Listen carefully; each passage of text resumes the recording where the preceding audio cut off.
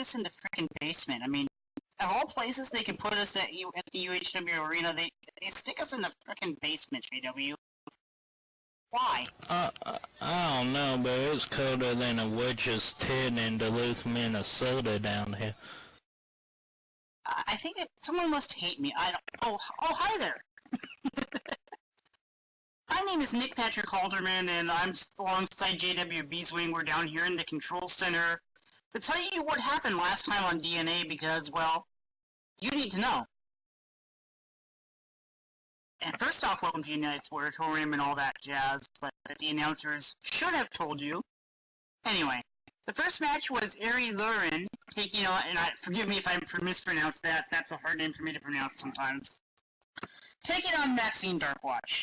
The match started out as a fairly even match, and Ari would try to take up the early lead, but Maxine would be able to get some offense. Then Ari would start focusing on the leg of Maxine, knowing she had that knee problem, which is smart strategy in my opinion. Ari would then go for that figure four leg lock that Maxine would punch her knees in order for Ari to let go, and that proved to be an effective strategy as the rookie would let go of the hold and immediately hold her knee.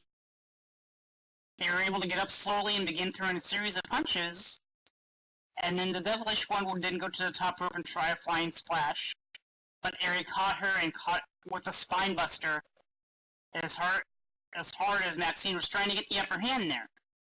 Ari was able to get her with a few combos, along with the Desecrator for the victory over the veteran Maxine. Just then, Kevin Faust came to the ring and attacked Maxine, putting her in a sleeper hold. JW, can you tell us a little about that situation, please, sir? Yeah, it's a dastardly deed to do. In fact, he would explain his actions from the week prior, saying that he made a deal with Kieran.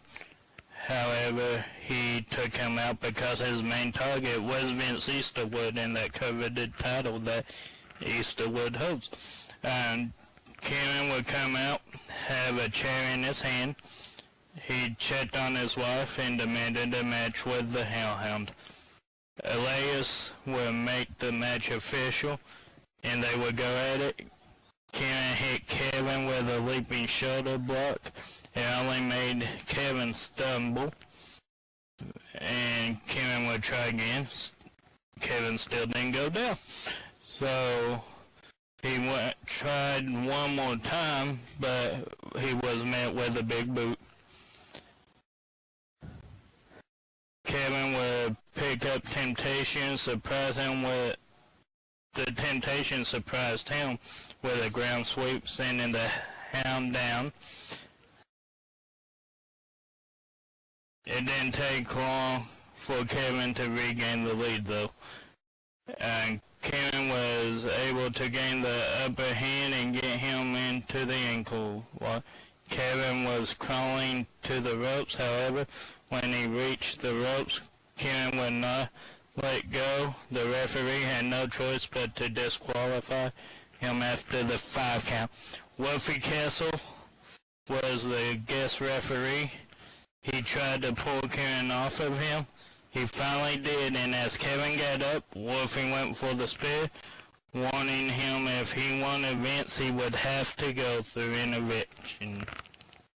That's going to be an interesting situation to see how that plays out there, JW, isn't it? It sure is, Nick. The next contest, the Black Panther Rosalind taking on Honey Blunts. The match started with a series of drop kicks and Honey hitting the snapmare to gain momentum. It would be fast-paced as Honey is known for her unorthodox style, and Rosalind with her flying moves and powerful kicks. Each lady would counter one another. Rosa at one point would try to slow down the Stoner Girl by punching her and putting her into the abdominal stretch. But Honey would not give up. Towards the end, Honey was able to get the Black Panther with the buzzkill and got the 3 count. And what was the main event? I heard that was a hell of a main event, JW.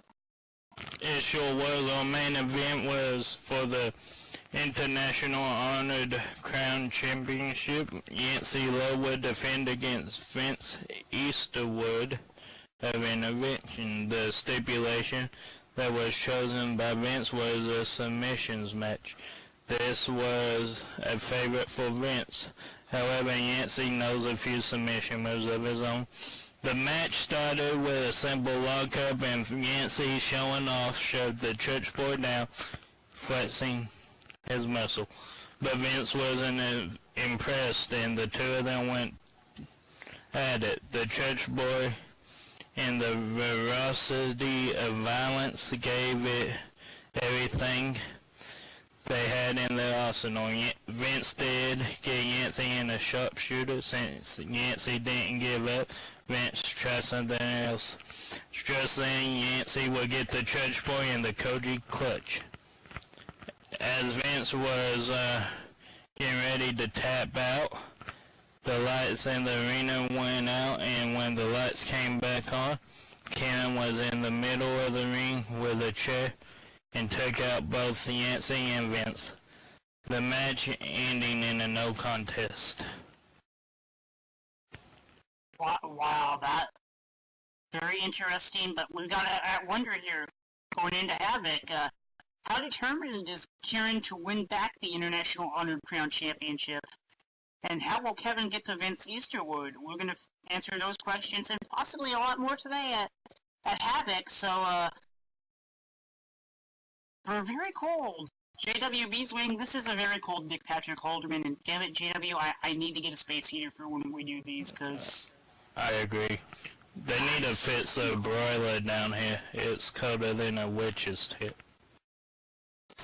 They gotta do something at least. Anyway, back out to you guys at the desk, whoever you are. In the feed now, please.